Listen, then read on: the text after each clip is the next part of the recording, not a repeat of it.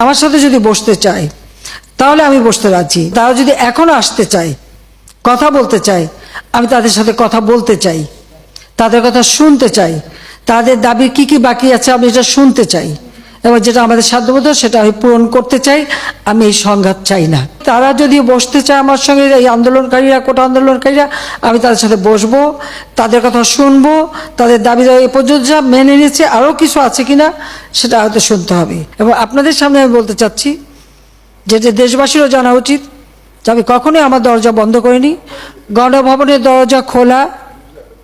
যখনই এই আন্দোলনকারীরা কথা বলতে চায়, আলোচনা করে সমাধান করতে চায়, আমি তাদের সাথে নিজেই বসতে রাজি। আমি আবারও বলছি যে আন্দোলনকারীরা যদি আলোচনা করতে চায়, আমি এখনও রাজি। যে কোনো সময় তারা আসতে পারে, আলোচনা করতে পারে, দরকার হলে তাদের গার্জিয়ানদের নিয়েও আসতে পারে। সার্বজনীন পেনশন স্কিম, এটা কিন্তু 2008-এর নির্বাচনী ইস্তাহারে আমাদের ছিল যে আমরা এটা করব। আমরা বহু সময় নিয়ে এটা অনেক চিন্তাভাবনা করে সার্বজনীন পেনশন স্কিমটা আমরা চালু করেছি, এবং সেখানে কিন্তু বিভিন্ন শ্রেণীর মানুষের জন্য বিভিন্নভাবে সুবিধা আমরা দিয়েছি।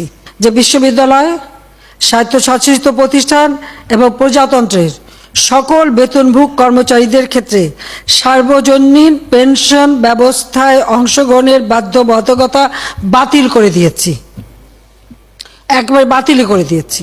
বিচার বিভাগে যে তদন্ত কমিটি করেছিলাম, আমি কিন্তু কারোর দাবির অপেক্ষা রাখিনি, কারণ আমি চাই যারা এর সঙ্গে জড়িত, সে যেই হোক, সে পুলিশই হোক বা অন্য যে কেউ হোক,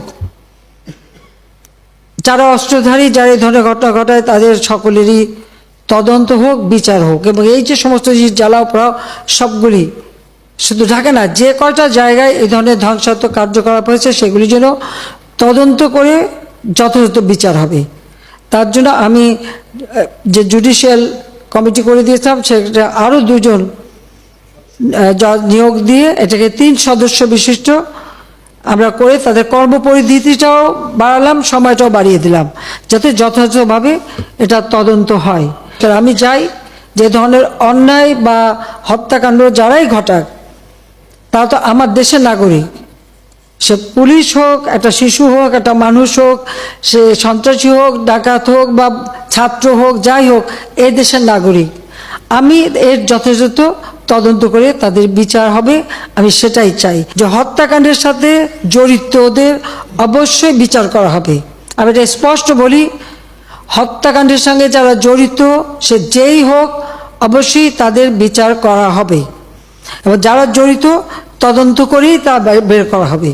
যারা অস্ত্রধারী, যেমন রংপুরে একটা ঘটনা ঘটেছে, যে পুলিশ দায়ী, সেই পুলিশকে সাসপেন্ড করা হয়েছে এবং তার বিরুদ্ধে তদন্ত হচ্ছে এবং তার বিচার হবে।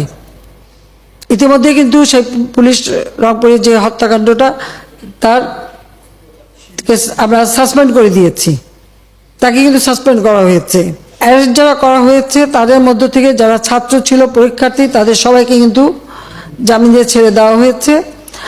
আর সাথে সাথে আমি এটাও নির্দেশ দিয়েছি যে এর ভিতরে যারা নিরীহ আছে তাদের সবাইকে, এবং ছাত্র যারা একেবারে খুনের সাথে জড়িত না বা এই সমস্ত ধ্বংসাত্মক কাজের সাথে জড়িত না, তাদেরকে মুক্তি দেওয়া শুরু করবে, এবং সেটা শুরু হয়ে যাচ্ছে।